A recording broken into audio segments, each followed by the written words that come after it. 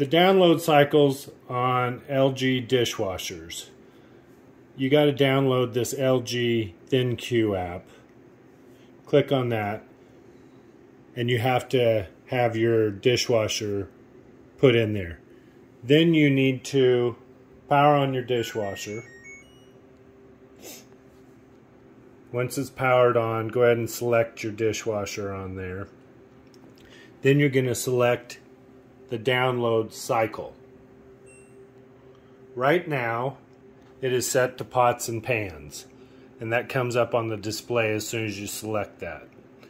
To select something different, you're going to click the dots in the corner, and then you can select whatever you want. Download cycle, machine clean. So you can do numerous things. So there.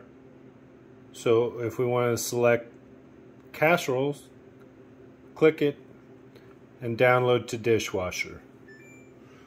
And it does display on the dishwasher then what it is. P2. And P2 was the casseroles.